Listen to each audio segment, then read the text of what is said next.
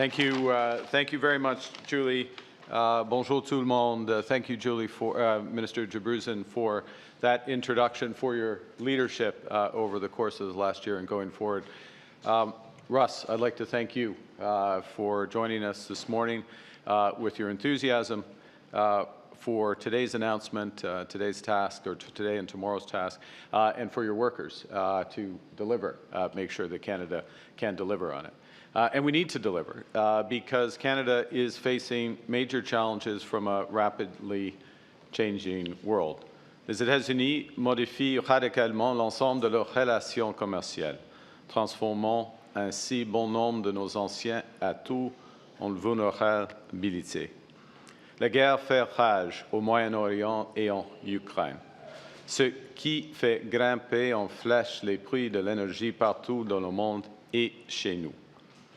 L'essor rapide de l'EA commence à transformer notre façon de vivre et de travailler et génère une demande en énergie sans précédent.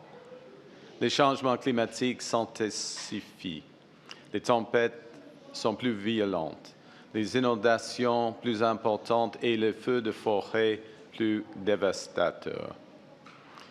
Il est donc essentiel que le Canada développe sa résilience et apporte sa contribution.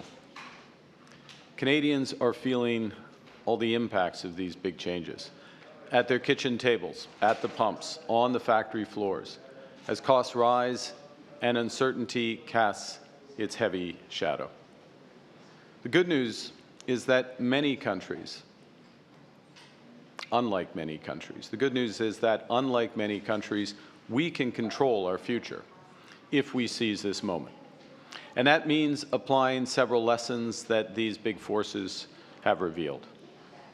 First, when the world fundamentally changes, we must respond with new approaches.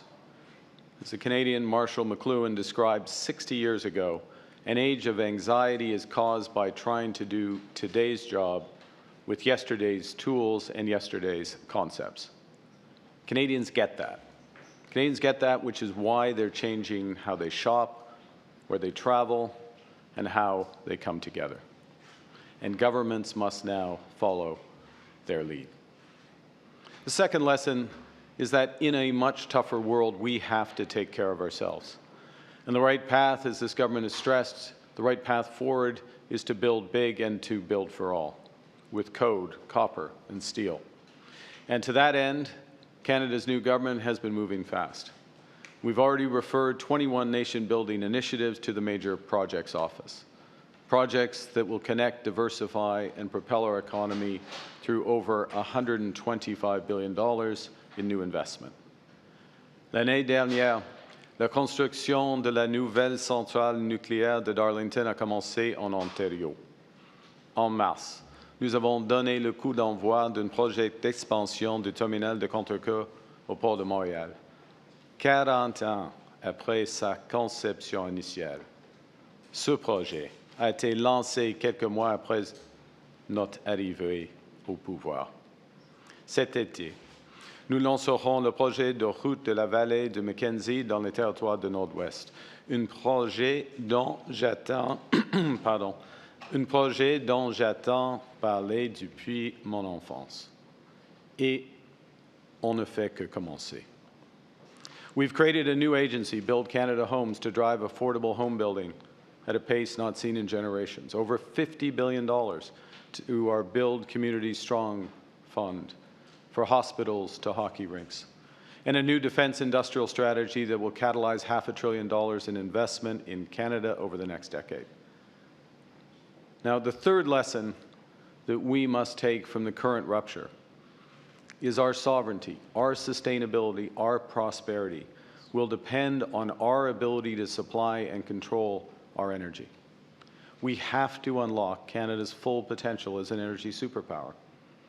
As the head of the International Energy Agency, Fatih Birol, said just last week, Canada has, and I quote, a golden opportunity to build a more sustainable and reliable energy system. This will require bold investments, practical solutions focused on results, not rhetoric, and the full force of a united Canada working together. Working together to build a stronger, more resilient, more independent Canada that works for all. That's our mission. And as the Minister just said, central to that mission is more electricity. As our industries expand, our economy grows, AI accelerates, electricity demand in Canada is expected to double by 2050. So we will double our grid. That's the headline.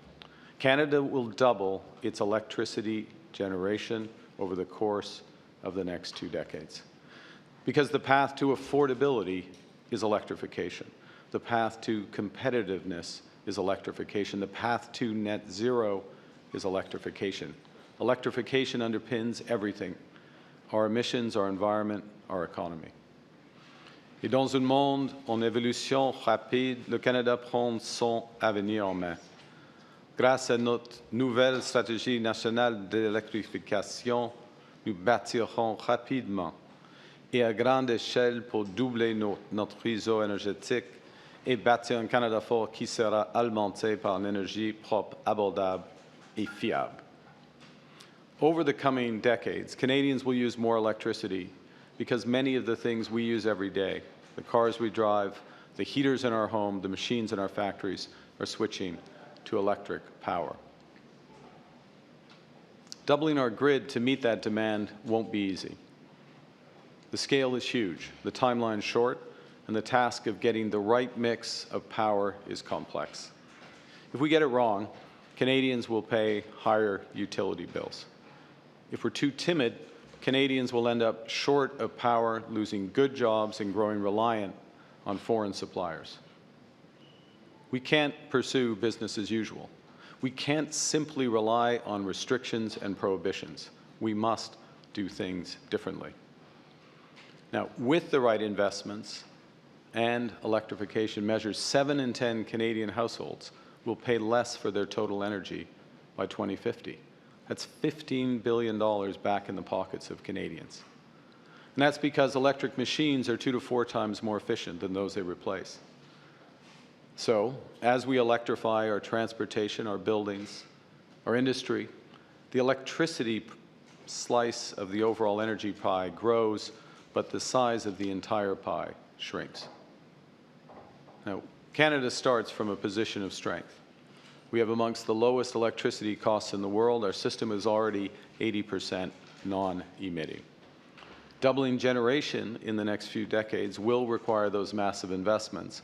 It will require the linking of provincial systems. It will require the spreading of costs over time using our AAA balance sheet so that ratepayers don't pay all of the costs of investments today for benefits that Canadians, all Canadians, will benefit from and our planet will benefit from over decades. Getting this right requires permitting reform, new partnerships with Indigenous peoples, and a willingness to use a wide range of energy, including hydro, nuclear, wind, solar, some gas, carbon capture, geothermal, and beyond. Il faut savoir que notre réseau électrique émet aujourd'hui un peu moins de 50 mégatonnes, tandis que les émissions des industries, des transports et des bâtiments dépassent largement les 500 mégatonnes. L'enjeu, de loin le plus important, consiste à réduire les émissions à un coût raisonnable grâce à l'électrification et non à la pureté absolue de la production, la génération. La politique d'électrification ambitieuse permettrait de réduire les émissions jusqu'à 5 fois par rapport au total actuel des émissions liées à l'électricité.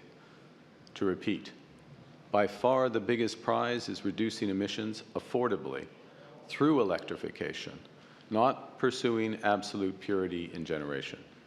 Aggressive electrification can reduce total emissions by up to 5 times current total electricity emissions. Our partnership with Alberta demonstrates the value of working together to solve multiple challenges. Building on our November MOU, Canada and Alberta have recently signed a cooperation agreement to get major infrastructure projects built faster. And Alberta has committed to reduce methane emissions by 75% over the next decade. We'll announce tomorrow an implementation agreement which includes strengthening industrial carbon pricing to send clear investment signals and to reward decarbonization. This is essential to our clean electricity agenda. To create the conditions to build the clean grid of the future, we need a carbon pricing market that actually works. We will also advance potential pipeline to transport at least 1 million barrels of low-emission Alberta oil a day to new markets. As a prerequisite to this project, we're progressing Pathways, a project that would enable Alberta to export some of the lowest carbon intensity oil in the world while creating an entirely new industry of carbon capture. And we're both committed to exploring new sources of energy, including nuclear, and a more efficient system that connects with neighboring provinces. We need to take the same pragmatic approach of partnership across the country to build new hydro, new nuclear, renewable power, all at scale together. That's hydro in Quebec, Newfoundland, Manitoba, BC, and the North. Nuclear in New Brunswick, Ontario, Saskatchewan, renewables in the Maritimes and all across Canada. To those ends, Canada's government is launching today consultations on our new electricity strategy. And over the next few months, we'll work with provinces, territories, Indigenous peoples, utilities, unions, to identify the actions needed to double our grid most effectively and affordably. The strategy rests on 4 pillars: build, connect, train, and make. And first, as you've heard us say before, it is time to build. We need to build more transmission lines, more transformers, more wires, more power. Alors, nous accélérons déjà la mise en œuvre de plusieurs projets d'énergie propre qui permettront d'ajouter des milliers de mégawatts à notre réseau électrique. Les éléments nécessaires à l'électrification sont en place. Des crédits d'impôt à l'investissement remboursables, le taux d'imposition sur les investissements les plus avantageux de G7, des prêts de la Banque de l'infrastructure du Canada et du financement par le Fonds de croissance du Canada. We're proposing to augment all of these, including by adding a new investment tax credit for interties between provinces and within provincial networks.